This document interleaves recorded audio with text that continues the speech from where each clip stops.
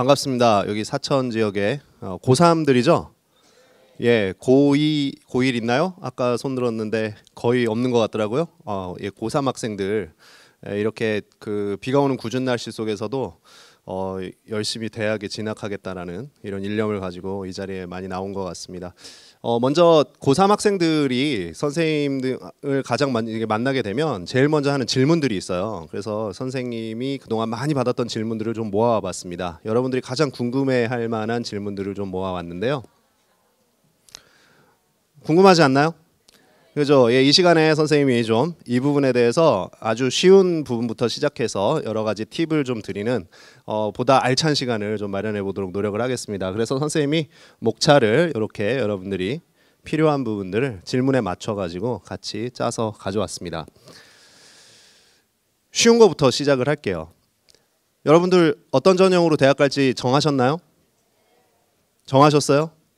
벌써 결정들이 다 이루어졌군요. 그럼 내용들을 좀 살펴보면 수시와 정시 크게 이렇게 두 개로 나뉘죠. 입시 전형이 그렇게 어렵지가 않습니다, 여러분. 물론 한 3,000개 넘는 전형이 있다 그래서 굉장히 복잡하게 많이 느끼지만 사실은 전형이 그렇게 복잡한 것이 아니다. 지금 보시는 것처럼 아주 간단하게 표현을 할 수 있는 거죠. 일단 수시 전형 지금 딱 보니까 몇 개인 거죠? 수시 전형 몇 개죠? 몇 개인 거예요, 지금. 여기 조금 헷갈리죠? 요게 따로 있는 게 아니라 학생부, 교과, 학생부 종합 이렇게죠. 그럼 총 몇 개? 예, 4개입니다. 정시 전형은 몇 개일까요? 정시 전형 아주 간단하죠. 2개. 여기까지 딱 듣고 가면 학생들이 좀 헷갈릴 수가 있어요. 수시 전형이 총 종류가 4개다. 이렇게 이제 하고 가니까 원서를 4장만 쓸 수 있다. 이렇게 조금 착각하는 친구들이 가끔 있더라고요. 그래서 원서 개수도 좀 같이 알아보려고 가져왔습니다. 원서는 몇 장 쓸까요, 수시에? 수시 원서 6장 쓰죠. 예, 그러면 정시에는 몇 장 쓸까요? 정시에 몇 장? 예, 이제 아까 조금 헷갈렸는데 두 번째 대답하니까 소리를 듣고 정시는 총 3장이죠. 어떻게 3장? 가군, 나군, 다군 이렇게 3장 쓰시는 겁니다. 그래서 총 정시까지 만약에 가게 된다면 별로 이렇게 좋은 이야기는 아니죠. 수시에서 가능하면 끝내는데 정시까지 가게 된다면 원서를 총 몇 장 쓰게 된다? 9장의 기회를 학생들마다 갖게 되는 겁니다. 그러면 이제 수시와 정시의 비율을 좀 알아보도록 하겠습니다. 이번에 여러분들이 주인공이죠. 고3. 예, 지금 수시가 총 몇 프로? 76.2%. 정시는? 예, 보시다시피 작년에 비해서 수시가 2.5% 더 높아졌어요. 수시가 지금 매년 걸쳐서 약 3%씩 계속해서 증가하고 있는 상황입니다. 올해는 2.5% 증가해서 수시가 76.2%. 굉장히 많이 뽑죠. 그래서 우리가 가능하면 수시에 많이 뽑으니까 가능하면 수시에 가야 되겠다라고 생각을 하지만 여기 있는 학생들 중에는 아까 처음에 질문 중에 나는 정시에 논술에 이렇게 올인해야겠다 이렇게 결정한 친구들도 꽤 많이 있어요. 왜? 바로 요 전형 때문에 그렇죠. 수시의 대부분을 차지하는 학생부 전형 때문에 76.2% 중에 65.7%입니다. 그러니까 대부분을 차지하는 거죠. 그래서 바로 이 내신 성적을 나는 망했어. 이렇게 생각하는 친구들은 벌써 이 마음을 접고 이쪽 오른쪽으로 가볼까? 정시 전형으로 가볼까? 이렇게 생각을 하고 있다는 거예요. 자, 그럼 교과 전형이 많을까요? 종합 전형이 많을까요? 이 중엔? 교과 종합. 지금 뭐 보시다시피 교과가 더 넓은 자리를 차지하고 있죠. 교과가 41%, 그 다음에 종합이 24%. 그래서 교과 전형이 훨씬 많아요. 그러면은 우리는 가능하면은 교과 전형, 전체 전형에서 40%를 넘게 차지하는 교과 전형으로 준비를 하면 대학에 갈 수 있는 확률이 훨씬 넓어지겠구나 이렇게 쉽게 생각을 할 수 있습니다. 자, 논술 전형은 어떨까요? 지금 논술 생각하는 친구들 가끔 있을 텐데 논술 전형 전체의 3.8%밖에 되지 않습니다. 그 다음에 수시에도 실기가 있고 정시에도 실기가 있어요. 수시 실기는 대부분 외국어, 과학 이런 데 이제 특출난 재능을 가지고 있는 친구들을 모집하는 특기자 전형이 대부분이고요. 정시의 실기라고 하는 건 주로 예체능 전형이 대부분이라고 생각하시면 됩니다. 똑같은 실기지만 조금 다르죠. 물론 수시에도 예체능이 있어요. 정시에는 수능 전형이 대부분이라고 보시면 됩니다. 수능 전형이 전체 전형에서 차지하는 비율은 20%가 넘어요. 정시 전형이 자꾸 줄어든다 축소됐다 해서 우리가 정시가 굉장히 좀 불리하다라고 생각을 많이 하지만 사실은 단일 전형만으로 봤을 땐 종합 전형하고 크게 차이가 나지 않죠. 그래서 정시 전형도 사실은 단일 전형으로는 상당히 큰 전형이다 이렇게 생각을 하시면 돼요. 그리고 이제 실기 전형 같은 경우에는 그렇게 많지는 않죠. 그래서 전체적인 전형 비율을 봤을 때 우리는 어떤 전형으로 하는 게 가능성이 제일 높겠다? 어떤 전형? 제일 많이 뽑는 전형의 가능성이 제일 높겠죠. 그래서 가능하면은 수시 전형 중에 교과 전형으로 가는 게 가능성이 높지 않겠나 이렇게 생각을 많이 합니다. 자, 복습 다시 들어갈게요. 학생부 전형과 논술 전형 중에 골라야 한다면 어느 게 가능성이 훨씬 높을까요? 뭐 비율이 이게 비교가 안 되죠. 학생부 전형이 가능성이 훨씬 높은 거예요. 자, 다음 학생부 교과와 종합 중에는 어느 게 가능성이 높을까요? 학생부 교과 지금 종합이라고 지금 계속 이렇게 종합인 것 같은데 이런 친구들이 있었어요. 대답 중에. 교과 전형이 비율은 높은데 주변에서는 자꾸 종합 전형이 중요하다 그러죠. 선생님도 그렇고 부모님도 그렇고 친구들도 그렇고 왜 교과 전형이 비율은 훨씬 적은데 더 중요하다고 하는 걸까요? 왜 그럴까요? 알고 있어요? 대답할 수 있어요? 바로 얘들 때문에 그렇습니다. 우리가 전국적인 단위로 봤을 때는 40%가 교과 전형이지만 7개대, 15개대 어딜까요 여기? 뭐 서울, 네, 그죠? 선생님이 보기 편하라고 써왔어요. 여러분들이 가장 가고 싶어하는 그런 대학들입니다. 즉 학생 선호도가 가장 높은 대학들이죠. 그래서 뭐 좋은 대학, 높은 대학 이거 아니고 학생 선호도가 높은 대학. 정말 학생들이 가고 싶어하는 바로 이 대학들은 바로 주로 어떤 전형으로 모집을 한다? 빨간색. 무슨 전형? 종합 전형이죠. 그래서 종합 전형이 자꾸 중요하다 이야기를 하는 겁니다.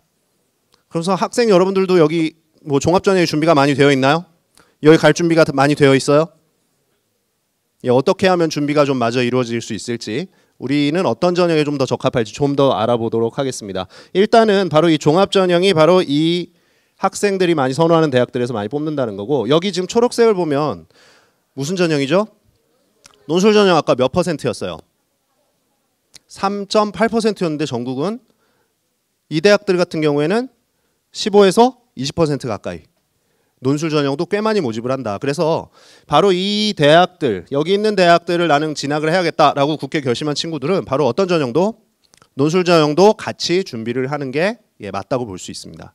그래서 그냥 무조건 조금 뽑는다고 그냥 포기하는 것이 아니라 같이 준비해야 될 전형이 될 수도 있다. 그리고 여기 7개 대학 같은 경우에는 특기자 전형도 굉장히 많이 모집을 하고 있구나. 이런 것들을 좀 봐주시면 되겠습니다. 그러면 나는 종합 전형이 지금 준비가 안 돼 있는데 나는 뭐 어떻게 포기하라는 건가요? 너무 걱정하실 필요는 없어요. 왜냐하면 종합 전형만 있는 건 아닙니다. 아까 전국으로 봤을 땐 교과 전형이 더 많았죠? 서울에 있는 서울 소재 학교만 해도 결국에는 교과 전형이 더 많아요.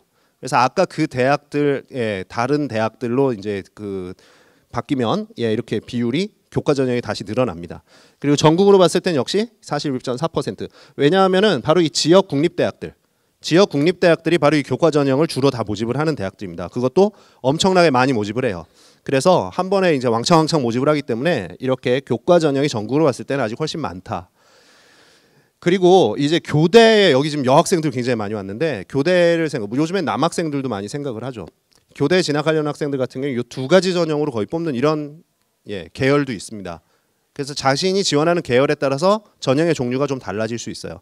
지금 교대 진학을 하려면 무슨 전형과 무슨 전형을 준비해야 될까요?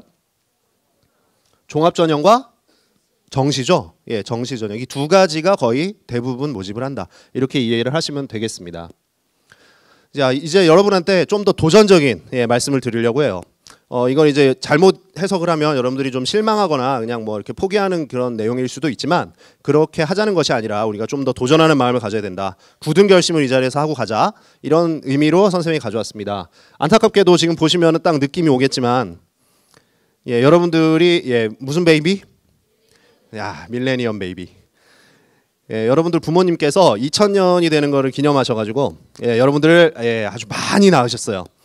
그래서 여러분들 학년이 계속해서 줄어드는 이 그래프에서 살짝 어긋난 그래서 살짝 올라갔다 이제 쭉쭉 내려갑니다. 그래서 지금 고2 학생들 같은 경우에 6만 명이 줄어들고 고1 학생은 6만 명이 더 줄어들죠. 그래서 자그마치 60만 명이 시험 보게 되는 시험에서 고1 학생들 같은 경우는 여러분보다 12만 명이 더 줄어요. 거의 5분의 1이 사라집니다. 근데 안타깝게도 여러분들 학년은 가장 많은 수험생을 근래에 가장 많은 수험생을 자랑하는 아주 대단한 학년이죠. 그래서 여러분들은 이제 어떻게 하셔야겠다? 열심히 하셔야겠다. 아까 최적 선생님이 여러분들 동기부여를 하는 말씀을 엄청 많이 해주셨어요. 여러분들 그런 굳은 마음과 결심을 오늘 가지고 돌아가셔야 됩니다. 이걸 보여드릴 이유는 바로 이것 때문에 그렇습니다. 그래프가 3개년을 선생님이 가져온 건데요. 제목에도 나와 있지만 6월, 9월 수능, 6월, 9월 수능의 응시 인원이에요. 근데 좀 구분을 해봤죠. 재학생과 졸업생의 응시 인원을 선생님이 구분해봤습니다. 그런데 일정한 패턴이 나타나죠. 재학생들은 숫자가 자꾸 수능 때마다 어떻게? 줄어들죠. 졸업생들은 수능 때마다 자꾸 숫자가 늘어나는 현상이 나타나고 있습니다. 자, 재학생들 중에 이 학생들은 어디로 사라진 걸까요? 수시에 합격한 학생들도 있고 또 끝까지 나 뭐 해보려고 조금 나는 올릴 거야라고 공부는 안 하고 끝까지 믿었는데 그냥 안 오르래. 그러고서는 수능 날 그냥 시험 응시를 안 해버리는 학생들, 집에서 그냥 이렇게 자버리는 학생들, 그런 학생들도 꽤 많습니다. 그래서 여기서 빠지는 인원은 대부분 성적이 저 아래에 있는 학생들이 많아요. 그럼 저 아래 학생들은 갑자기 싹 비고 수능 때가 되면 갑자기 9월 모의고사 모평 때까지도 나타나지 않던 졸업생 형님 누나들이 언니 오빠들이 갑자기 이때 반 이상이 더 들어오죠. 근데 이 친구들은 어떤 친구들? 지금 대학교를 잘 다니고 있던 친구들. 이미 좋은 대학 가서 멀쩡히 잘 대학을 잘 다니다가 수능이네? 수능이 좀 더 쉬워졌다던데? 한번 보러 가볼까? 그래서 다시 보러 오는 무시무시한 형님 누나들 언니 오빠들이 있어요. 이 친구들은 어떤 친구들? 성적이 저 위에 있는 친구들 많습니다. 그래서 이 수능 때만 되면은 성적이 우리가 6월, 9월 모의고사 성적, 3월 모의고사 성적을 유지하기가 쉽지 않은 상황이 벌어지게 되는 겁니다. 그래서 여러분들은 다시 한번 여기서 무슨 결심을 해야겠다? 내가 이 성적을 올리거나 최소한 유지하기 위해서는 지금보다 어떻게?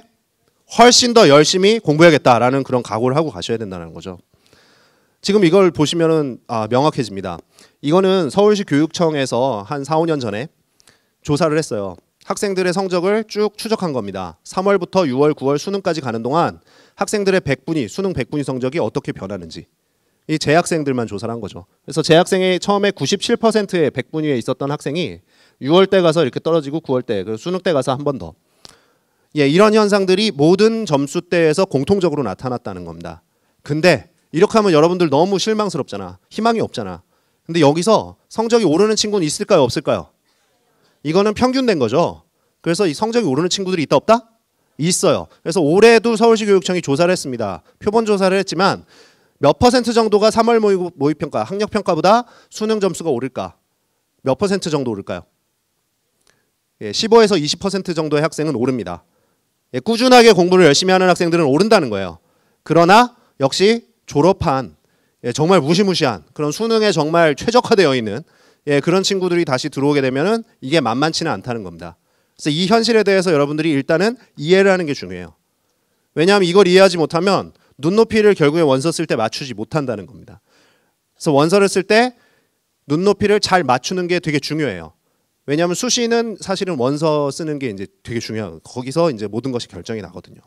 그래서 입시는 대입은 약간의 현실적인 그런 감각도 좀 필요하다. 그래서 여러분들이 좀 이 부분들을 이해를 하셔야 되는데, 자, 그럼 지금부터 논술과 정시에 무조건 올인하겠다. 난 내신을 일단 망했기 때문에 논술과 정시에 올인할 거야. 현명한 생각일까요? 뭐 또 적합한 친구들도 있겠죠. 논술과 정시에 잘 맞는 친구, 이미 점수가 잘 나오고 있는데 뭐 이런 친구들 괜찮아요. 도전할 수 있죠. 하지만 난 그냥 단순히 내신이 안 좋아서 내신을 피하기 위해서 그냥 논술과 정시로 갈 거야. 이거는 그렇게 적합한 생각은 아니라는 겁니다. 다시 한번 확인을 드리면 정시 전형의 졸업생 합격 비율은 그럼 얼마나 될까요? 정시로 합격생을 다 뽑았어요. 한 대학이 뽑았는데 거기서 졸업생 비율과 재학생 비율. 그래서 선생님이 작년에 경희대학교의 입학사정관님을 만나가지고 물어봤습니다. 직접. 여기 정시가 이번에 끝났는데 정시의 졸업생 비율이 합격 비율이 얼마나 되나요? 몇 퍼센트 정도 나왔을까요? 저기 정답을 말한 친구가 있어요. 저기 몇 퍼센트? 70%. 어떻게 알았지? 예, 미리 보고 왔나요? 삘이 왔어요. 여기 아주 저 친구한테 가서 당락을 다 물어보면 될 것 같아요. 올해. 예, 원서 쓰실 때 한 번씩 가가지고 예, 70%입니다. 졸업생 비율이. 그래서 정시는 대학을 선호하는 대학이 위로 올라갈수록 정시 졸업생 비율이 더 올라가요. 그래서 정시는 졸업생들이 유리하구나. 학생부 종합전형. 근데 여기까지만 말하면 졸업생들한테만 너무 유리해. 재학생들도 뭔가 유리한 게 있어야죠. 종합전형에 재학생 합격 비율이 있습니다. 이거는 이번 겨울방학 동안 역시 여러 대학의 연수를 선생님이 열심히 쫓아다니면서 직접 다 들은 거예요. 이거는 한 5개 이상의 대학에서 골고루 들은 내용입니다. 대부분 비슷했어요. 꽤 높습니다. 몇 퍼센트 정도 될까요? 50%요. 50%? 꽤 높다니까? 꽤 높아요. 몇 퍼센트? 80. 좀 더. 90%요. 예, 90%가 넘습니다. 대부분의 대학에서 학생부 종합전형은 재학생들의 합격 비율이 90%가 넘어요. 이거는 누구를 위한 것이다? 재학생들을 위한 전형이다. 그러면 반대로 내가 학생부 종합전형에 도전했는데 내가 만약에 정말 운이 없어가지고 내년까지 갔어요. 그럼 학생부 종합전형 다시 도전했을 때 붙을 확률은 10%가 되지 않을 수 있다라는 겁니다. 그러니까 학생부 전형, 학생부 특히 종합전형을 준비한 친구들은 가능하면 올해 마무리를 하셔야 돼요. 그래서 재학생들은 뭐가 유리하다? 수시가 유리하고 졸업생들은 정시가 유리한 이런 구조가 현재 대학 입시의 구조입니다. 이 부분을 이해하실 필요가 있겠어요. 여러분들이 아까 처음에 나왔던 질문들 중에 이제 이 질문에 대한 답을 좀 찾으러 가려고 합니다. 여러분들에게 맞는 전형 어떻게 좀 찾을 수 있을까요? 여러분들이 올해 이제 마주하게 될, 이미 하나는 지나갔죠? 3월 학평 지나갔습니다. 이제 4월 학평과 4월 지필평가 학교마다 이제 치르게 되겠죠? 이미 수행평가를 통해서 이미 많이 치르고 있는 학교들도 있을 거고요. 그래서 이거 일정대로 여러분들이 진행을 하게 되는데 여기 중요한 시험들이 있죠. 바로 요 2개의 시험이 중요하다고 볼 수 있겠죠. 바로 수능과 같은 출제기관인 평가원에서 직접 출제하는 모의평가입니다. 그래서 6월 모의평가, 9월 모의평가를 여러분들 잘 보셔야 되는데, 선생님 저는 최저 등급 필요 없고요. 정시에 도전 안 할 거기 때문에 저는 모의고사 잘 볼 필요가 없어요. 그리고 이미 손을 놔버린 친구들이 있어요. 저는 내신에만 집중할 거예요. 또 이런 친구들이 있습니다. 상대적으로. 그럼 이게 중요할까 안 중요할까? 같이 보자는 거죠. 그래서 6월 평가, 모의평가가 있는데, 자 여기 수시 접수 기간이 있습니다. 수시 원서를 쓸 때 분명히 6월 모의평가와 9월 모의평가는 필요해요. 이게 반드시 필요한데 왜 필요한지는 잠시 후에 보고요. 이거를 2개를 참고해서 원서를 접수를 하는데 6월, 9월 중에 어떤 걸 참고하고 원서를 쓰게 될까요? 보다 더 중요한 건 뭘까요? 6월, 9월 중에. 9월께 바로 앞에 있으니까 저걸 보고 나서 그대로 반영해서 보면 되겠네요. 최신을 반영해야 되니까. 그럴까요? 날짜를 잘 보시면 9월 모평은 9월 5일이에요. 원서 마감이 9월 14일입니다. 수시. 성적표 나올까요? 안 나올까요? 성적표가 나오는데 3주 걸려요. 즉 9월 모평은 시험을 보고 성적표가 안 나온 상황에서 여러분들이 지원을 하셔야 돼요. 성적표가 안 나온다는 것은 정확한 내위치를 확인할 수 없다는 걸 뜻합니다. 물론 그 사이에 한 9일 정도 남짓된 기간에 여러 가지 분석 자료들이 많이 나오기는 해요. 그런데 그런 다양한 분석 자료들을 모두 다 접해보기 힘들기도 할 뿐더러, 그리고 저 기간 동안에 자신의 정확한 객관적인 위치를 파악하기가 쉽지 않습니다. 그래서 원서를 쓸 때는 주로 9월 모평보다는 어느 걸 많이 반영하게 된다? 6월 모평을 많이 반영하게 된다. 여러분 6월 모평 준비를 지금부터 잘 하셔야겠죠? 당장에 이제 중간 지필평가가 남아가지고 여기에 신경 많이 쓰시겠지만 6월 모평도 꾸준하게 준비를 하셔야 된다는 것 뜻합니다. 이게 왜 6월 모평이 중요한지 이제 보도록 하겠습니다. 6월 모평 성적, 교과 내신 등급, 비교과, 이 3가지 재료를 가지고 여러분들이 원서를 결정을 하는 거예요. 어느 정도 수준의 대학을 쓸지, 어느 전형의 종류를 쓸지, 이런 전략들이 이 3가지 내용을 가지고 나오는 겁니다. 이 3개만 있으면 상담이 항상 가능해요. 여러분들 6월 모평 성적은 그럼 뭘 가늠하는 데 쓰일까요? 정시 가능선을 예측할 수 있죠. 수능 점수로 그대로 이어지기 때문에 수능 점수만 가지고 갈 수 있는 정시에 어느 대학을 갈 수 있는지를 대충 알 수 있어요. 그리고 최저 등급이 어느 정도 나오는지 측정할 수 있습니다. 6월 모평이 나오게 되면 최저 등급이 만족스럽지 않을 수 있죠. 그럼 여러분들은 9월에 올릴 거예요, 수능 때 올릴 거예요 라고 하지만 아까 그래프 보셨듯이 선생님들은 뭐 여러분들은 굳게 믿고 올릴 수 있다라고 믿고 있지만 선생님들은 객관적인 증거를 바탕으로 원서를 쓰게 됩니다. 그래서 여러분들이 6월 모평에 나온 정시 가능 점수와 그다음에 최저 등급 맞춘 최저 등급이 여러분들 원서 쓰는 데 중요한 기준이 된다는 걸 명심하셔야 돼요. 그래서 아까 사회탐구 같은 경우도 6월 모평 전까지는 어느 정도 좀 개념 정리를 했으면 좋겠다라고 말씀하신 게 이런 내용입니다. 그래서 교과 내신 등급 같은 경우는 전형의 종류를 주로 판단해요. 어느 정도 수준의 대학을 써야 될지 그런 걸 가늠한다고 생각할 수도 있지만 전형의 종류를 주로 판단하는 데도 많이 씁니다. 그리고 비교과는 되게 간단해요. 학생부에 써 있는 나머지 성적 빼고 나머지 모든 텍스트를 우리가 비교과라고 하죠. 학생부 비교과. 그 내용은 종합전형에 도전 가능 여부를 판단하게 해줍니다. 근데 이것들을 다시 한번 풀어가지고 설명을 드리면 6월 모평 성적은 결국에 6장의 원서를 쓴다고 했을 때 지원의 하한선을 결정하는 데 쓰이고요. 나머지 것들은 지원 상한선 그리고 종류 이런 것들을 측정하는 데 쓰입니다. 그래서 예를 가져왔습니다. 원서를 6장을 쓸 거예요. 원서 6장을 쓰면 6장을 여러분들 마음대로 다 쓰나요? 마음대로 다 써요? 상담하셔야죠. 누구랑 상담해요? 담임선생님하고 기본적으로 상담하고 또 뭐가 있어요 여러분? 아까 여기 안내 봤잖아.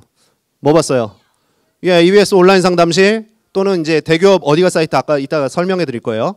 이런 온라인 상담 등을 통해서 여러분들은 다양하게 상담을 하실 수 있어요. 그러면 이제 원서 6장의 종류와 수준을 결정을 하셔야 되는데 이 쓰는 법을 간단하게 알려드릴게요. 이렇게 보통 나눠가지고 쓰게 됩니다. 상향, 적정, 안정. 두 장 보통 이렇게 나눠가지고 많이 상담을 해요. 선생님들이 상담을 할 때. 물론 조금 다른 경우도 있지만 이 세 개 중에 6장을 원서를 이렇게 상향, 적정, 안정 딱 썼는데 6장이 다 붙었어. 좋을까요? 나쁠까요? 좋을까요? 나쁠까요? 6장이 다 붙으면 6개 중에 골라가면 되니까 너무 흐뭇할 것 같잖아. 그죠? 근데 6장을 다 붙으면 무슨 생각이 들까요? 한 두세 장은 좀 더 높은 데 써볼 걸 이런 생각 들죠. 그래서 6장 다 붙으면 생각보다 그렇게 썩 좋지만은 않아요. 물론 다 떨어지는 것보다 훨씬 좋죠.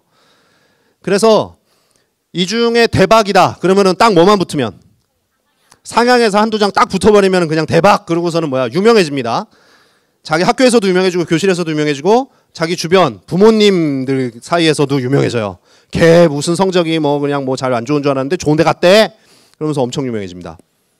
근데 그런 친구들 꼭 있죠. 꼭 있어요. 근데 우리 주변에는 로또 맞는 사람들도 꼭 있습니다. 우리가 못 봐서 그렇지. 그렇죠? 그래서 확률이 그렇게 많은 건 아니에요. 그래서 대부분의 학생들은 이 6장 중에 어떤 것만 합격할까요? 주로? 요거 2장만 합격하는 친구들이 대부분이에요. 여기를 꿈꾸지만 실제는 여기를 붙는 친구들이 많습니다. 그렇기 때문에 저 6장 중에 제일 중요한 2장, 정말 잘 써야 되는 2장 원서 어떤 걸까요? 요걸 잘 쓰셔야죠. 왜? 여기는 반드시 합격해야 되기 때문에. 만약에 요거 2장 합격 못했다. 그럼 6장 다 떨어졌다. 그럼 어떻게 해야 돼요? 정시로 넘어가셔야 돼요. 그럼 아까 정시 환경이 어땠어요? 어떤 친구들이 기다리고 있어? 졸업생 형님 누나 언니 오빠들이 기다리고 있어요. 거기까지 가시면은 이게 불리하죠. 그러니까 우리가 가능하면은 여기서 요 2장에서 끝내셔야 돼요. 요 2장을 정말 잘 쓰셔야 됩니다. 근데 이 2장을 쓰는 기준이 있어요. 뭘까? 이게 6월 모평 성적입니다. 왜냐하면 6월 모평 수시에서 만약에 안 되면 정시에 거기를 가야 돼요. 그렇기 때문에 거기서부터 원서를 위로 6장을 쫙 쓰는 겁니다. 그 다음에 상한선을 결정하게 되는 건 아까도 말씀드렸지만 나머지 비교과, 교과 내신 등급을 가지고 상한선을 결정을 하죠. 전형의 종류도 같이 결정을 합니다. 그래서 6장을 이렇게 쓰게 되는데 문제는 이 범위죠. 얼마나 상향을 쓰고 얼마나 여기 6월 모평 성적에 따라 가지고 원서 6번은 정해져 있어요. 근데 위에까지 얼마나 올라갈 것인가. 다시 한번 보여드리면 6월 모평 성적은 예를 들어 드릴게요. 이제 내가 만약 6월 모평 성적이 100분위가 70%다. 수능 100분위가 70%다. 그럼 이 정도 대학을 이제 6번부터 쓰겠죠. 그런데 이제 나는 내신 성적은 상대적으로 되게 좋아요. 그래서 만약에 이 친구는 100분위가 95%, 내신 성적은 95% 정도 100분위가 된다. 그럼 이 친구는 어디서부터 어디까지 범위가 결정돼요? 6장이? 원서 6장을 이 정도 범위의 대학을 원서를 쓰게 되겠죠. 그럼 나는 95% 수준에 있는 대학을 가능하면 6장을 다 쓰고 싶은데 이 친구는 뭐가 6월 모평 성적이 70% 정도 위치에 있기 때문에 여기서부터 써야 되기 때문에 원서가 이렇게 쫙 퍼지게 돼요. 그러면 내가 원하는 이 대학에 붙을 수 있는 확률은 줄어드는 거죠. 근데 반대로 내가 6월 모평 성적을 만약에 올릴 수 있다면 6월 모평 성적을 올렸어요. 95%까지 올렸다. 어우, 정말 훌륭한 학생이죠. 올렸다. 그러면은 아까와 같은 내신도 이렇게 된 상황이라면 원서 6장은 어떻게 쓰게 된다?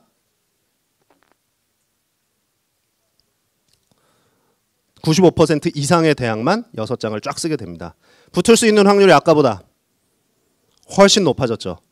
그래서 6월 모평 성적이 바로 이 기준이 되기 때문에 여러분들이 최저가 필요 없어요. 난 종합전형 쓸 거예요. 이런 친구들도 원서를 쓸 때 이게 반드시 반영되게 되어 있습니다.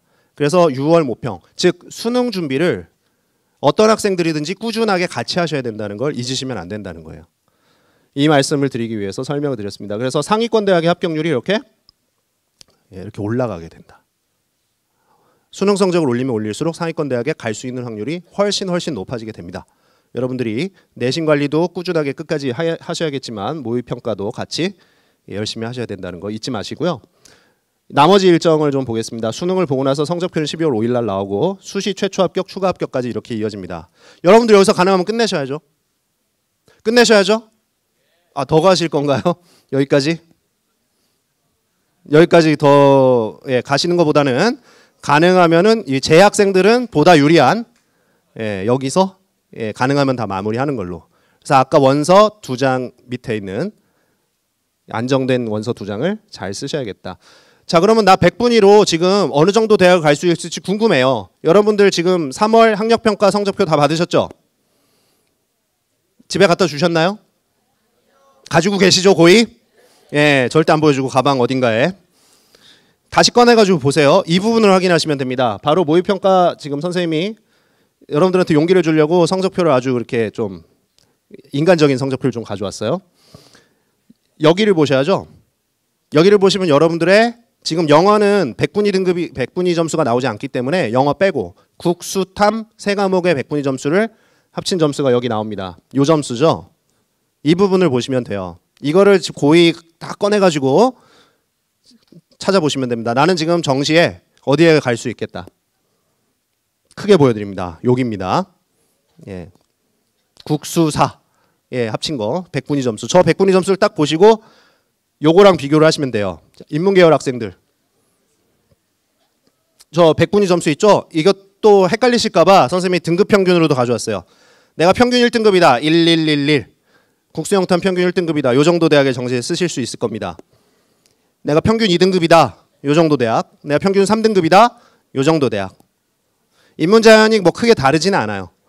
그래서 자연 이제 보여드릴게요. 여기 지금 선생님이 노란색으로 표시한 거는 이쪽 지역 대학들. 여러분들이 조금 가까이 생각할 수 있는 대학들도 같이 넣어가지고 왔습니다. 정시에 여기 쓰실 수 있는 거예요. 그러니까 수시 원서 6장이 여기서부터 시작된다 이렇게 생각을 하시면 되죠. 자연 계열 볼까요? 비슷해요. 평균 1등급, 2등급, 3등급 또는 왼쪽에 100분위를 보시고 자신이 지원할 수 있는 대학. 이것이 정확한 것은 아닙니다. 대략의 위치를 확인하기 위한 거죠. 학과에 따라서 그 다음에 대학에서 나오는 정시 모집 요강의 그 지원 반영 비율에 따라서 전혀 달라질 수는 있지만 대체적으로 그렇다. 이렇게 보시면 된다는 겁니다. 다 보셨나요? 여러분들 뭐 찍으시려면 찍으셔도 돼요, 사진. 그래서 선생님이 이제 전형 선택 전략을 갖고 있으면 그럼 나는 이제 무슨 전형으로 갈까? 이거 따라가려면 근데 또 귀찮잖아. 그래서 선생님이 패턴을 정리해 가지고 왔어요. 패턴을 보시면 딱 패턴이 나와 있죠. 여기는 수능 점수보다 내신이 좋은 학생들 같은 경우에 주로 어떤 전형을 많이 쓰겠다? 학생부 전형을 많이 쓰겠죠. 그래서 학생부 전형 주로 쓰고요. 반대로 내신 성적보다 수능 점수가 더 좋은 친구들이 있어요. 등급 평균 비교하시면 됩니다. 수능 점수가 더 좋은 친구들은 아무래도 내신보다는 수능이 낮다 보니까 주로 논술이나 정시에 많이 지원을 하게 되어 있습니다. 그러나 모든 경우에 위의 경우나 아래 경우나 모두 공통적으로 나타난 건 바로 이거죠. 최저 등급을 맞출 수 있는 학생과 없는 학생의 차이는 크다. 최저 등급을 맞출 수 있는 경우에는 학생부 전형이든 논술 전형이든 보다 자기가 원하는 대학에 갈 수 있는 확률이 넓어지겠죠. 특히 논술 전형 같은 경우에는 단순히 논술만 평가를 하는 것이 아니라 최저 등급이라는 전형 요소가 하나가 더 들어가게 되면 최저 등급을 맞춘 친구들만 대상으로 전형을 하기 때문에 실제 경쟁률이 확 줄어듭니다. 그래서 연세대학교 같은 경우를 예를 들어도 연세대학교에서 제일 낮은 학과, 그래도 점수가 제일 낮다는 학과 어딜까요? 인문계열에 있는데 신학과. 연대 신학과가 굉장히 낮아요. 물론 우리가 생각하는 것보다는 높습니다. 예, 그 중에 낮은 거죠. 예, 근데 이제 이 신학과를 만약에 지원한다고 그런다면 여기를 논술 전형을 하는데 매년 실제 직접 접수했을 때 경쟁률은 10대 1이 넘습니다. 항상 10대 1이 넘는데 최저를 통과하는 학생이 재작년에는 1.6대 1이었어요. 그거밖에 통과를 못해요. 그럼 작년에는 3점대였습니다. 3점대 경쟁률이었어요. 실질 경쟁률이. 그렇기 때문에 최저를 실제로 통과를 하게 되면 합격할 수 있는 확률이 굉장히 늘어나게 된다. 그래서 최저를 통과할 수 있는 학생과 없는 학생은 모든 경우에 차이를 가지게 된다는 겁니다. 실제로 갈 수 있는 확률이 굉장히 늘어나요. 그래서 여러분들이 역시 최저 등급을 가능하면 맞추는 방향으로 여러분들이 고민을 해보실 필요가 있다는 겁니다.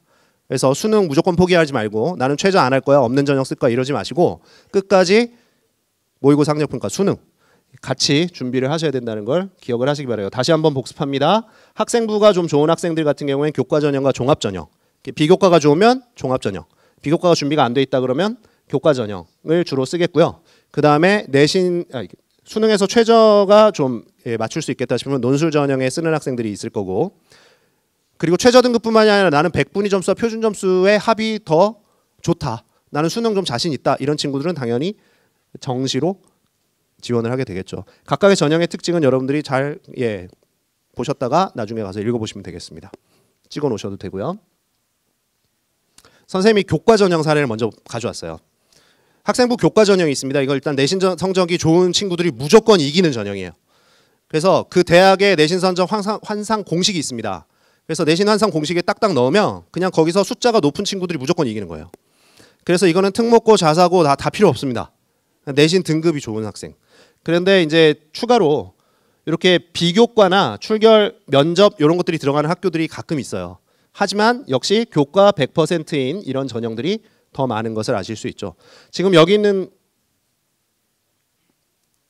수능 최저 등급이 모두 이렇게 있는 대학들을 가져왔습니다. 이쪽에 여러분들이 이 주변에 있는 여러분들이 생각해 볼 수 있을 만한 대학들, 희망을 가지실 수 있겠습니까? 교과 전형만으로도 등급이 여기 있는 건 너무 걱정하지 마세요. 평균이에요. 평균. 더 나아진 친구들도 많이 합격했어요. 컷이 아닙니다. 그래서 최저 등급만 잘 맞춘다면 여러분들이 충분히 대학에 도전할 수 있는 길이 많이 있다. 요거는 올해의 모집 방법이고요. 요거는 재작년 성적입니다. 작년 성적은 아직 대학에서 발표가 안 됐기 때문에 재작년 성적.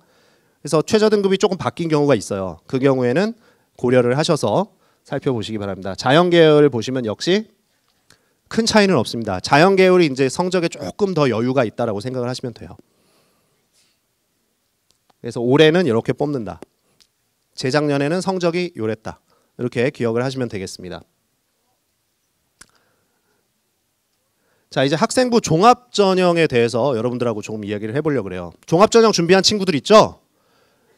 종합전형을 열심히 준비하기 위해서 학교활동 열심히 했던 친구들이 있는데, 일단 종합전형은 요게 중요하죠. 무조건 서류평가를 통과해야 되는 겁니다. 그래야 어디로 갈 수 있어요?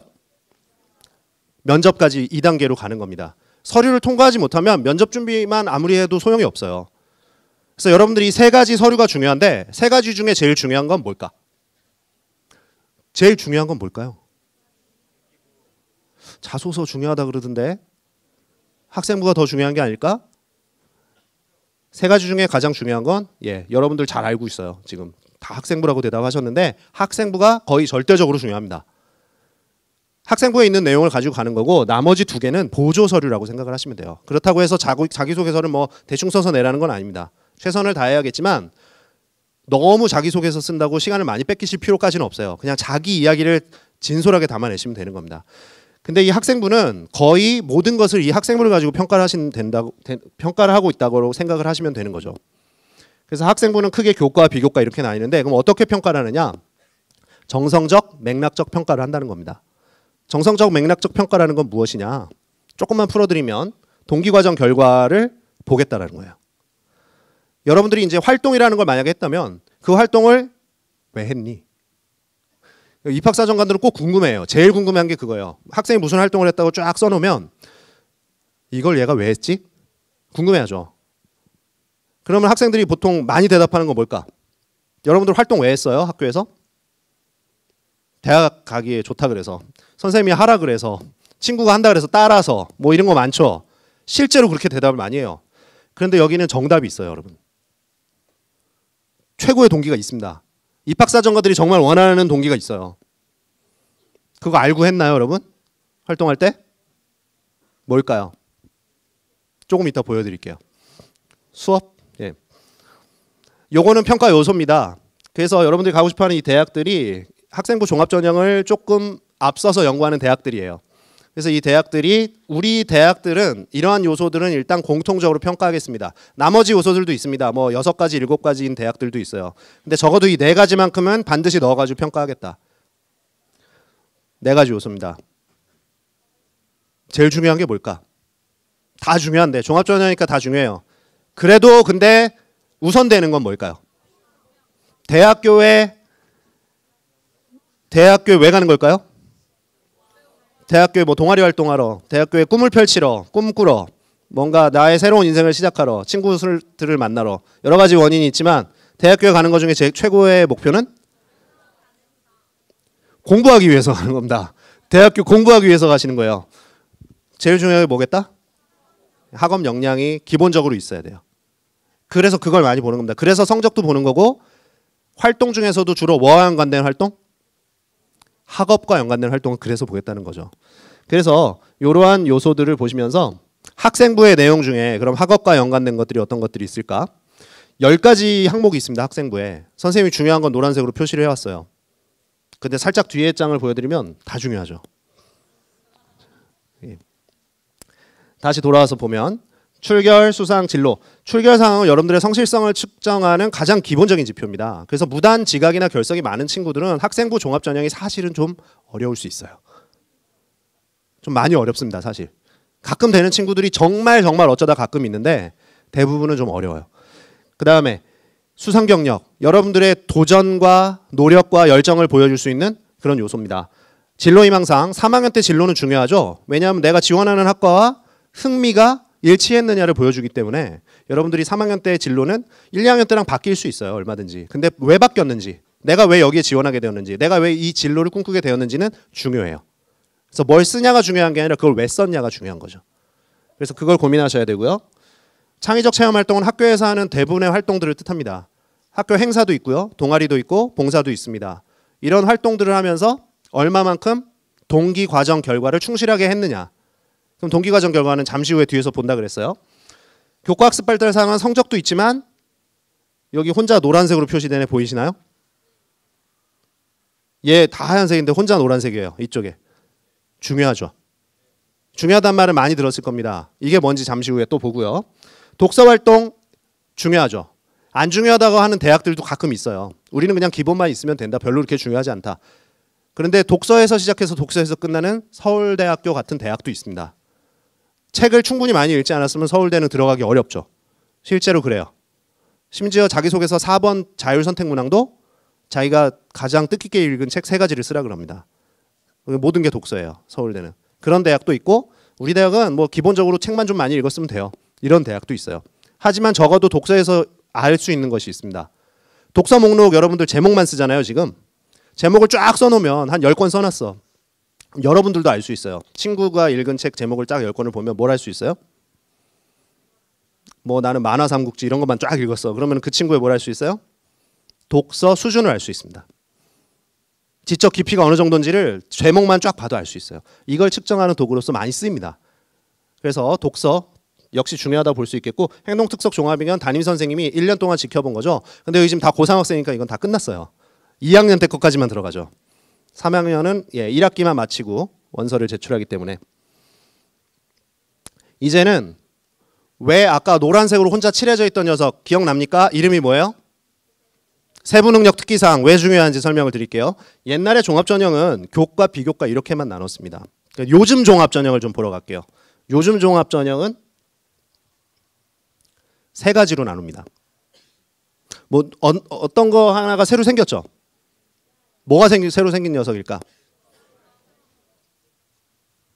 이 녀석들이 이렇게 내려온 것 같고 두 개가 같이 합쳐진 게 새로 생겼어요. 근데 이걸 바로 뭐라고 부를까요?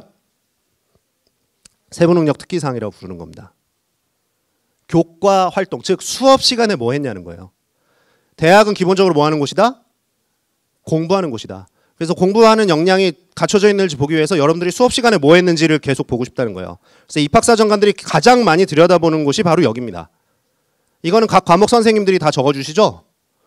자, 그럼 여러분들이 이 수업 시간에 하는 활동들 어떻게 하면 여러분들이 진짜 동기과정 결과가 입학사정관들 정말 그 눈높이에 맞게 그리고 실제적으로 여러분들이 정말 발전할 수 있게 그렇게 채울 수 있는가?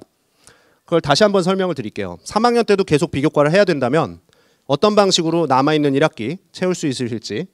동기과정 결과가 중요해요. 동기 중요하다 그랬습니다. 아까 제일 중요한 동기 뭘까? 정답 이제 찾아보러 갑시다.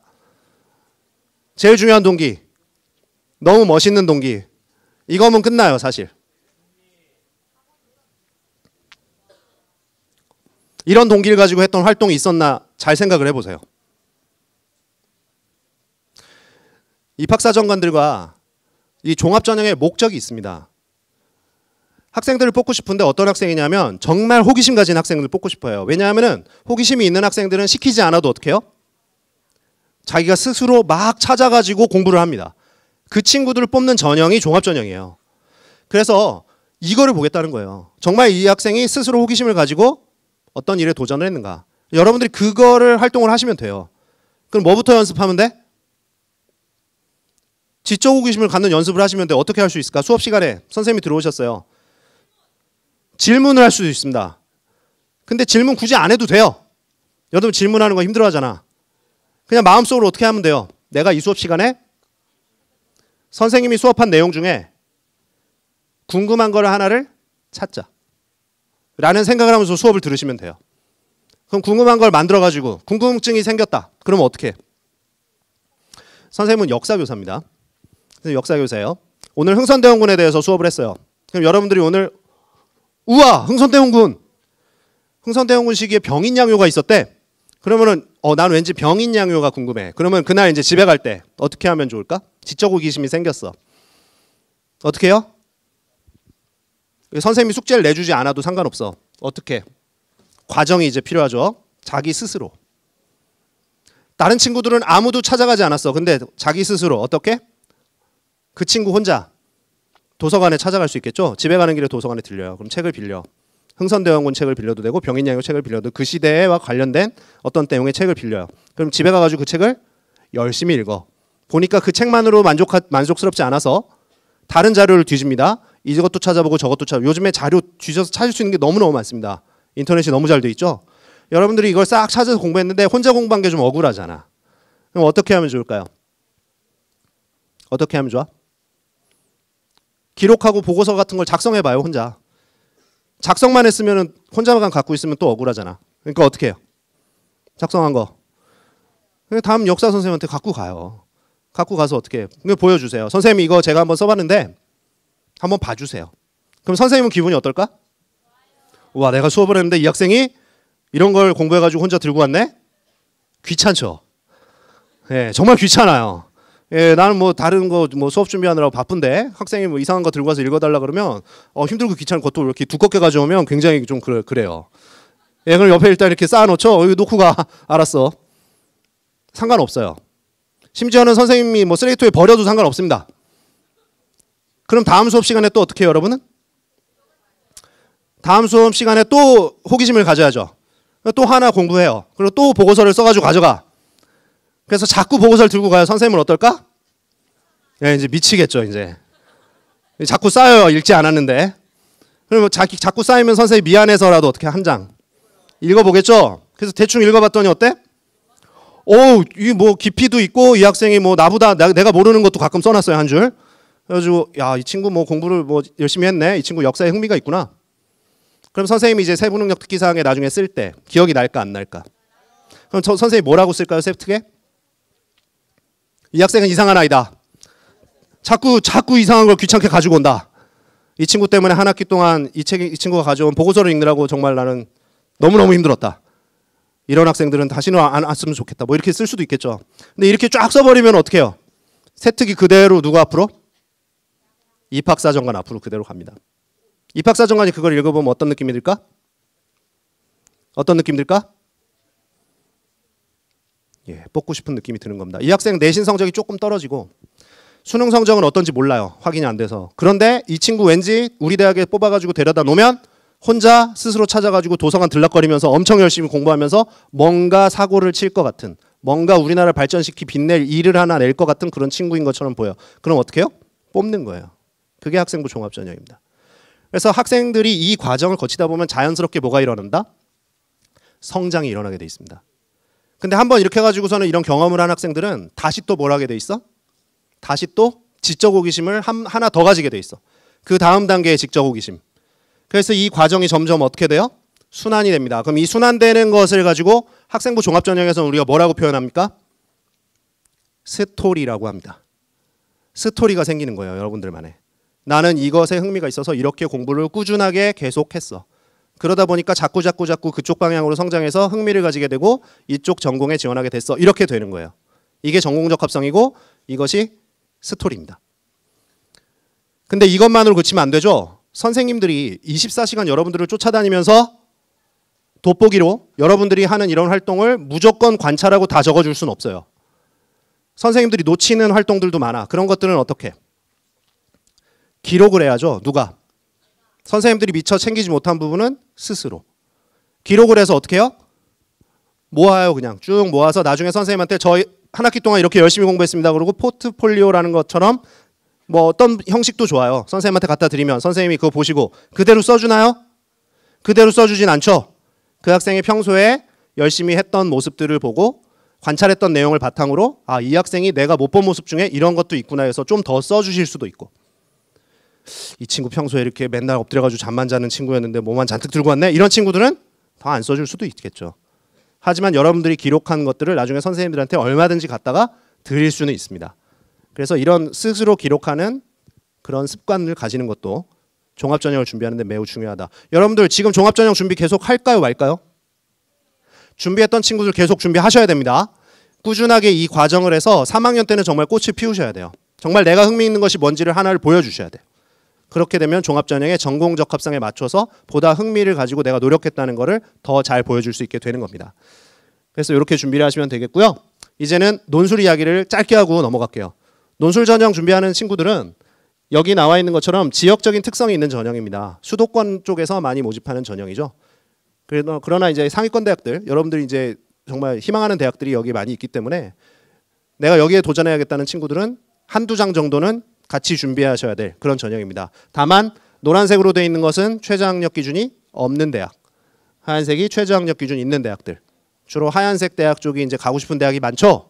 그래서 여러분들이 이거를 같이 준비를 하셔야 된다는 거 좀 기억을 하시면 되겠습니다. 최근 논술 전형은 선행학습 영향 평가라는 것을 하기 때문에 모두 교과서 그리고 어디? EBS 교재에서 다 출제가 됩니다. 여러분들 그래서 EBS 교재와 교과서에만 충실하게 공부를 하셔도 사실은 준비할 수 있는 부분이 굉장히 많아요. 그래서 논술 준비하는 학생들 그 부분도 잘 챙기셔서 준비하시면 좋겠습니다. 자, 이제 수능 대비 전략. 이 부분 아까 최적 선생님이 조금 다 언급을 하셔서 좀 빨리 갈게요. 수시에서는 표준 점수 100분위 점수는 필요가 없습니다. 최저 등급만 잘 맞추면 되는 게 대부분이죠. 그래서 최저 등급을 누가 더 잘 맞췄는지 한번 볼까요? 1번 친구, 2번 친구 누가 더 잘 맞춘 걸까? 둘 다 평균 내면 탐탐은 2개 먼저 평균 내고 나머지 평균 내면 똑같이 둘 다 평균 2.0이에요. 둘 다 평균은 똑같은데 최저 등급을 맞추기 위해서는 누가 더 적합하다? 1번 친구가 더 적합하죠. 1등급이 하나라도 더 있는 게 더 좋은 거예요. 그렇죠? 3등급이 있어도 1등급이 있는 게 더 좋은 거죠. 나머진 버리면 돼요. 왜냐하면 2과목에서 3과목만 맞추면 되기 때문에. 그래서 최저 등급을 맞춰야 되는 경우에는 선택과 집중이 대단히 중요합니다. 그래서 나는 좀 더 최저 등급을 맞추는데 좀 더 신경을 써야 되는 전략이다. 그렇다면은 선택과 집중을 하셔야 된다는 말씀을 드리려고 하는 거고요. 1번 친구가 더 잘했죠. 자, 정시를 보면 최저 등급을 맞추는 대학보다는 대부분 표준 점수 100분위 점수를 모두 합쳐가지고 계산을 해요. 그렇기 때문에 이건 어차피 모두 중요해요. 전 과목이. 그래서 잘할 수 있는 과목을 잘하는 것도 중요하고 너무 처진 과목이 있으면 그것도 좀 끌어올리셔야죠. 정시를 준비해야 된다면 그렇습니다. 자, 그럼 공통으로 봤을 때는 잘할 수 있는 과목을 잘하는 게 중요하겠죠. 수능 전략은 그래요. 잘할 수 있는 과목을 우선 잘하는 게 특히 재학생들에겐 더 중요합니다. 수시가 중심이 돼야 되니까. 그럼 잘할 수 있는 과목은 우리가 뭘까요? 아까 최적 선생님이 많이 말씀해 주셨어요. 느낌이 있을 겁니다. 국수 영탐 중에 물론 국어가 중요한 친구 있고 수학 중요한 친구 있을 수 있어요. 경우에 따라 다를 수 있지만 대부분의 친구들에게 공통으로 제일 중요한 과목 뭘까요? 뭐가 제일 점수를 빠른 시간에 제일 점수를 높이기가 쉬울까? 고3 때 절대 놓치면 안 되는 과목이 탐구입니다. 아까 탐구 선택 요령과 그런 부분에 대해서는 많이 말씀해 주셨어요. 실제로 선생님도 탐구 과목이죠. 역사. 고3 학생들을 10년 넘게 같이 지도해보고 수능 결과를 같이 계속해서 지켜본 결과 한 6개월 정도면 여러분들 대부분 1, 2등급 다 맞으실 수 있습니다. 그럼 지금부터 준비하면 되겠네? 겨울방학 붙어 있으면 더 좋죠. 근데 그러나 지금부터 적어도 지금보다 늦으시면 안 돼요. 5월, 6월에 가서 특히 공부 잘하는 친구들 잘 들으세요. 5월, 6월에 가서 갑자기 선생님 찾아와서 선생님 지금부터 뭘 준비하면 될까요? 굉장히 자신감 있게 저는 머리가 좋으니까 뭐 한두 달이면 돼요. 이러면서 찾아오는 친구들이 있어요. 선생님이 이야기합니다. 미안하다. 늦었다. 이야기를 합니다. 아무리 공부를 잘하는 친구들도 한두 달에 따라잡을 수는 없어요. 그래서 최소한 6개월 정도는 걸린다. 그래서 미리미리 준비하셔야 됩니다. 왜? 누구나 다 노력만 하면 잘할 수 있는 국수형 생각해 보세요. 국수형. 몇 년 동안 공부했어요, 지금? 11년 동안 넘게 공부했어. 성적 올라요, 안 올라요? 탐구는 몇 개월이면 될 것 같다? 정말 열심히 한다면. 정말 열심히 한다. 지금부터 집에 가셔서 탐구 계획을 세워서 하루도 빠지지 마시고 꾸준하게 같이 하시기 바랍니다. 국수형 하지 말라는 거 아니에요. 탐구를 중요하게 생각을 하셔야 된다는 걸 뜻합니다. 탐구 선택은 아까 최적 선생님 말씀을 많이 해주셨기 때문에 넘어가도록 하겠습니다. 자기한테 맞는 과목, 학교에서 하는 과목, 그 다음에 많이 선택하는 과목 하시면 돼요. 한국사, 제가 역사교사라서 드리는 말씀은 아니고 작년에 수시에 지원한 학생들 중에서 한국사에 최저 등급을 못 맞춰서 떨어진 학생들이 정말 많았습니다. 왜냐하면 작년에 한국사가 살짝 어땠어요? 살짝 어려웠어요.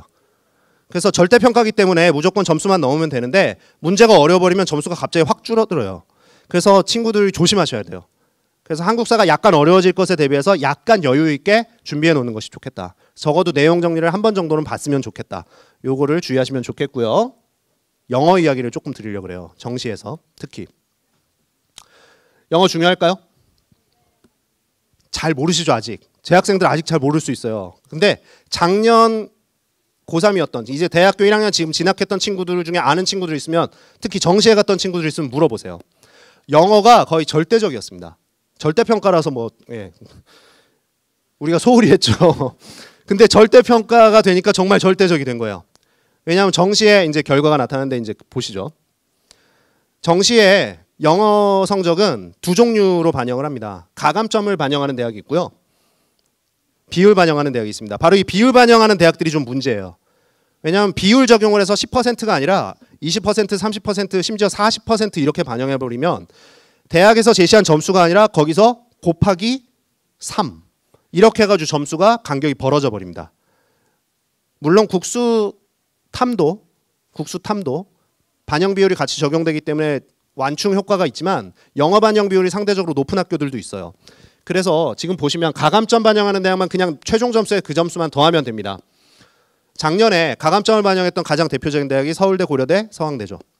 이 대학들은 실제 점수 차이가 제시된 것 자체도 얼마 크지 않아요. 1등급, 2등급 차이가 0.5점밖에 제시가 안 됐죠.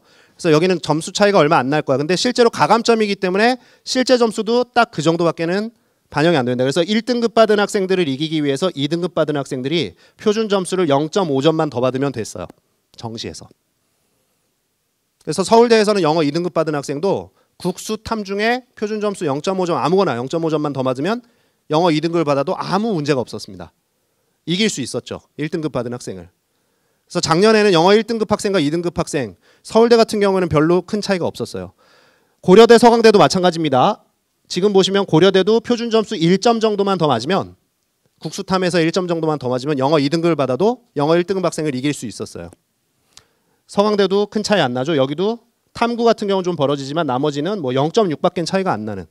실제로 대학에서 제시한 점수와는 다릅니다. 반영 비율을 환산을 해줘야 돼요. 그런데 문제는 이렇게 적게 차이 나는 대학은 거의 여기밖에 없다는 거죠. 이쪽 상향으로 이제 지원해야 될 학생들, 이쪽 대학에 지원해야 될 학생들은 잘 보세요. 요렇게밖에 차이가 안 났던 대학이 있던 반면 연대, 이대, 숙대 같은 경우에는 점수 차이가 실제로도 많이 차이가 제시가 됐습니다. 2등급, 3등급 차이가 꽤 크죠. 이화여대는 10점씩 차이가 났어요. 등급에 따라서. 숙명여대도 5점, 10점으로 꽤 크게 차이가 났는데 실제 환산을 하면은 조금 또 숫자가 달라집니다. 그래서 환산을 해보니까 작년에 연대 같은 경우에는 5점 정도 차이가 납니다. 표준 점수. 표준 점수 5점이면 여러분들 쉬운 점수일까 어려운 점수일까? 정시에서. 표준 점수 5점이면은 대학 간판이 바뀌어요. 다른 대학을 써야 됩니다. 그것도 한두 단계가 아니라 여러 단계가 내려가야 될 수도 있어요. 그 정도로 큰 점수입니다. 표준 점수 5점은. 이화여대 같은 경우도 실제로는 10점이 대시됐지만 환산하면 5점 정도 됐어요. 여기는 수능 2등급을 받은 학생, 영어 2등급을 받은 학생이 1등급 받은 학생들을 극복하려면 표준 점수 5점을 다른 과목에서 더 맞아야 되는 거예요. 쉽지 않았죠. 그래서 영어 2등급 받은 학생들은 정시에서 여기 지원하기가 매우 어려웠습니다. 숙대는 더 무시무시했죠. 탐구 영역 같은 걸로 따라잡으려면 여기는 100분이었는데 100분 점수를 탐구는 20점을 더 맞아야 영어 2등급을 극복 가능했습니다. 근데 저 대학을 좀 더 이렇게 내려가면 어떻게 될까요? 점수가 점점 더 벌어져서 심지어는 100분위 점수 30점, 40점 이상을 받아야 영어 한 등급 극복이 가능한 대학들이 수두룩했어요. 중하위권 대학을 지원하려는 학생들 같은 경우에는 영어 점수를 1등급만 맞아버리는 순간 나머지 100분이나 표준 점수에서 3, 40점 정도 더 못 받아도 영어 1등급만 가지고도 그냥 대학을 가는 경우가 비일비재하게 나타났습니다. 정시에. 그래서 특히 중하위권 학생들일수록 영어 등급을 잘 받는 게 매우 크고 중요하다. 정시에서. 작년에 그래서 연대 2등급, 영어 2등급 받은 학생 몇 명이나 합격했을까요? 연대에서 지난주에 발표했어요. 그래서 선생님이 그 숫자를 가져왔습니다. 저도 깜짝 놀랐습니다. 예상은 했지만.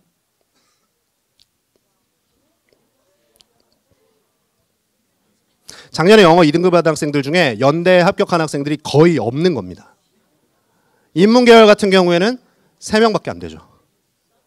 그냥 1등급, 그러니까 2등급을 내가 영어를 받았다 그러면 못 쓰는 거예요, 원서를. 그렇기 때문에 영어 등급을 잘 받는 게 대단히 중요할 수 있다. 그리고 영어가 국어, 수학, 탐구에 비해서 공부하기가 어떨까요? 공부 자체는 어렵다 느낄 수도 있겠지만 점수 올리기는 상대적으로 쉽죠. 왜? 경쟁하는 과목이 아니죠. 절대평가입니다. 나 혼자 공부하면 점수가 자동으로 올라가요. 졸업생들과 경쟁할 필요가 없는 절대평가 과목입니다. 영어 중요하겠죠? 자, 그럼 수능에서 뭐부터 공부해야 될까요? 뭐부터 공부? 탐구부터 하셔야죠. 탐구부터 공부하셔야죠. 탐구부터 하시고 그 다음에 영어. 물론 국어, 수학이 우선인 친구들도 있어요. 자기 경우에 맞게. 하지만 일반적으로는 탐구와 영어가 꽤 중요할 수 있다. 이렇게 보시면 되겠습니다. 여러분들 농어촌 지원 전략 자격 가지고 계신 친구들이 여기 좀 많이 있을 것 같아서 농어촌에 대해서 잠깐 가져왔습니다. 그래서 잠깐 보고 넘어갈게요. 자격에 대해서는 뭐 잘 알고 계시죠? 그래서 여러분들이 대부분 요거 둘 중에 하나 택이라는 대학들이 대부분입니다. 그래서 이런 전략을 가지고 지원을 하시면 되겠고요. 수시 모집이 주로 많이 뽑는군요. 주로 지방 중하위권 대학 같은 경우에는 교과 전형이 많고요. 중상위권 대학 같은 경우에는 종합 전형이 많습니다. 일반 전형과 합격선이 역전되는 현상들이 많이 발생을 해요. 그래서 실제 사례 잠시 후에 제가 뒷장에 보여드릴게요. 그런데 그렇게 된다고 그럼 농어촌 전형 자격을 그냥 버리고 일반 전형에 차라리 지원을 할 것이냐? 아니죠. 한 대학에 2개의 전형으로 지원할 수 있잖아요. 자기가 써야 될 이 정도 레벨의 대학에 내가 지원을 할 수 있을 것 같다 그러면 농어촌 전형도 쓰고 다른 일반 전형도 하나 같이 쓰는 이런 전략이 필요할 수도 있다는 겁니다. 그래서 무조건 포기할 것이 아니라 뭘 쓰지? 농어촌 쓰지? 농어촌 쓸까? 일반 전형 쓸까? 이렇게 고민하지 마시고 이렇게 최상위권 대학 같은 경우는 이렇게 두 가지 전략을 쓰는 경우가 발생할 수 있고요. 중하위권 대학 같은 경우는 교과 전형과 농어촌 전형. 농어촌 전형은 종합 전형이 대부분 많으니까. 그다음에 지역 거점 국립대학 같은 경우는 전부 다 종합 전형으로만 뽑습니다. 농어촌 전형을. 그래서 지역 인재 전형이나 요런 전략. 이렇게 쓰는 게 유리하다는 게 아니라 요렇게 조합을 해볼 수 있다. 요런 전략을 한번 세워 보시는 것도 좋은 방법이라고 생각을 합니다. 역전 사례를 가져왔어요. 2017년 경희대 결과인데 지금 보시면 네오르네상스 종합전형 경희대 대표하는 종합전형이죠. 여기 평균과 농어촌 전형 평균이 어떻게 됐어요? 농어촌 전형이 훨씬 나는 여유가 있을 거라 그래서 지원을 했는데 평균 점수는 훨씬 높습니다. 왜 평균이 이렇게 높을까요? 모집 인원 보시면 2명 뽑아요. 근데 이 중에 1명 점수가 확 높으면 평균이 높을 수밖에 없겠죠. 그렇죠? 그래서 모집 인원이 너무 적기 때문에 이런 역전 현상이 쉽게 발생을 합니다. 그래서 이 부분에 주의를 하셔야 되기 때문에 농어촌 전형 썼다고 무조건 나는 평균이 낮을 거야 이렇게 안심하시기만은 어렵다는 겁니다. 그런데 이거를 예측하기는 어려운 거죠. 그래서 이런 현상에 대해서 고민하시지 마시고 같이 지원하는 전략, 복수로 지원하는 전략 같이 고민하시면 좋겠고요. 역전 사례 다수냐? 일반 전형이 그렇다고 또 무조건 유리한 것은 아닙니다. 대체적으로 봤을 때 농어촌 전형이 그래도 유리합니다. 최상위권 대학은 비교과를 어떻게 준비했느냐가 중요한 거지 농어촌 전형이냐 아니냐가 사실은 그렇게 중요한 건 아닐 수도 있어요. 어차피 종합전형은 비교과가 준비가 돼야 되는 겁니다. 중하위권 학생 같은 경우에는 비교과 준비가 어려운 이런 두 가지 경우의 학생 같은 경우에는 대체적으로는 농어촌 전형이 전체적으로 봤을 때는 좀 유리한 경향이 나타납니다. 이 부분 지원하실 때 고려하시기 바라고요. 지금 여러분들이 학생들이 가장 선호하는 15개 대학 대부분 종합 전형으로 많이 뽑는 거를 알 수가 있죠. 그 전형 방법, 최저 등급이 있고 없고의 차이도 있습니다. 고려하시기 바라고요. 그 다음 대학들입니다. 이제 지역 거점 대학들도 같이. 근데 지역 거점 대학들은 지금 보시면 다 종합 전형으로 선발하는 걸 보실 수 있죠. 대부분은 최저 등급은 없는 전형임을 여러분들이 쉽게 이해하실 수가 있습니다. 여러분 이제 마무리를 좀 하려고 그러는데요. 예, EBSI 홈페이지 들어오시면 바로 여기 입시 정보라는 탭이 있어요. 여기 들어오시면 여러분들이 강의만 들으시려고 많이 들어오실 텐데 강의도 들으시지만 교과 강의 외에도 입시 정보도 정말 풍부한 컨텐츠를 많이 가지고 있습니다. 여러분들이 입시 정보를 딱 누르시면 여기 대입 상담실, 그 다음에 대입 분석실, 그래서 각종 분석 자료, 전형 소개 자료, 전략 자료, 칼럼 여기 다 보실 수 있고요. 그다음에 입시 정보 설명회, 지금 오늘 설명한 내용 다시 가서 복습하실 수 있습니다. 학년별로 학력평가 자료들 다 실려 있고요. 기출문제 같은 것들 다 정리되어 있습니다. 여기는 이제 어디가라는 대교협 사이트인데요. 여기는 특히 이 전화번호를 좀 기억하시면 좋아요.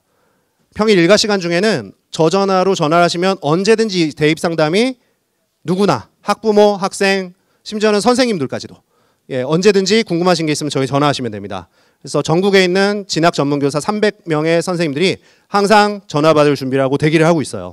그래서 여러분들 언제든지 궁금증 풀어보실 수 있고 온라인 상담 역시 EBS 어디가 사이트 모두 가능합니다. 여러분들 제일 궁금한 질문을 답변을 드리면서 마무리를 하려고 합니다. 지금부터 준비해도 될까요? 고3 지금부터 준비해도 될까요? 돼요. 정말 되는지 안 되는지 제가 성공한 학생 사례를 하나 가져왔습니다. 아주 막강한 친구를 가져왔어요.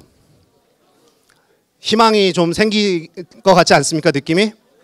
예, 여기 7등급 학생 정말 찾기 힘듭니다. 이거보단 다 웬만하면 다 나아요. 이 친구 공부를 너무 못해서 재수했는데 재수해서 4년제를 가고 싶었어. 근데 가고 싶었는데 그것도 못 가고 결국 전문대 간 거예요. 저 정말 가슴 아프죠, 그죠? 근데 이 친구가 이제 선생님이 계속해서 이제 군대를 간 거야. 근데 이제 이 친구가 평소에 학교 다니면서 누군가에게 좀 인정을 받은 적이 있을까 없을까? 별로 받은 적 없겠죠. 야, 너 정말 훌륭하다, 너 대단하다, 뭐 이런 말 들어본 적이 없는 친구인 거야. 군대 가서 처음으로 인정을 받은 거예요. 피할 수 없으니까 즐겨보자 뭐 이러면서 열심히 한번 해봤대. 그랬더니 군대 가서, 군대는 뭐 이렇게 막 머리 쓰고 뭐 이런 거 필요 없잖아요. 열심히 그냥 막 뭐 시키는 것만 하면 되잖아. 열심히 막 했대요. 그랬더니 야, 너 훌륭해, 너 정말 너가 최고야, 뭐 이런 말을 많이 들은 거야. 그래서 나도 할 수 있다, 뭐 이렇게 군대 가가지고 처음으로 아, 나도 할 수 있구나 이런 걸 느꼈대요, 이 친구가. 그랬다고 하더라고. 그래서 다시 도전하기로 했대. 어디? 대학에 다시 도전하기로. 전문대 갔잖아. 그래서 4년제를 다시 도전하기로 했답니다. 무지하게 열심히 공부했나 봐요. 논술 전형을 40대 1을 통과를 하더라고. 그리고 서류 면접 전형을 30대 1을 또 통과를 합니다. 그것도 그냥 4년제 아니고 아까 처음에 나왔던 7개대, 7개대 그 안에 있는 대학을 갔어요, 이 친구가. 그럼 우리는 여기서 이제 목표 끝 하고서 뭐 그냥 성공하고 끝나면 이 친구 근데 취업도 나중에 잘해요. 예. 근데 이 친구는 취업하고 보통 우리가 그냥 취업하고 이제 직장만 왔다 갔다 하면은 그냥 인생 성공하고 끝난 것 같잖아. 근데 이 친구는 한번 이런 경험이 있잖아요. 성공한 경험이. 그래서 자기가 새로운 목표를 세웠대. 그래가지고 다시 도전하기로 했답니다. 이 친구 직업이 뭐였을까? 무슨 직업이었길래 도전을 다시 하기로 했을까? 이 친구는 교사가 된 거야. 근데 자기 학교에 있는 학생들에게 자기 경험을 이야기하는 걸로 끝나는 게 아니라 보다 많은 친구들한테 자기의 경험을 통해서 꿈과 희망을 전해주는 교사가 되고 싶었대요. 그래가지고 뭐가 됐을까? 네. EBS 대표 강사가 돼서 여러분들 앞에 서게 되었다고 합니다.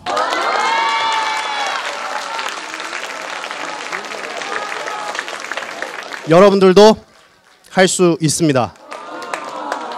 무엇이든 될 수 있습니다. 여러분들의 꽃이 피는 시기는 아직 정해져 있지 않아요. 여러분들이 지금부터 어떻게 노력을 하느냐에 따라서 여러분들의 꽃을 충분히 더 활짝, 더 많이 피우실 수 있습니다. 이 말씀을 드리면서 오늘의 순서를 마치고 돌아가겠습니다.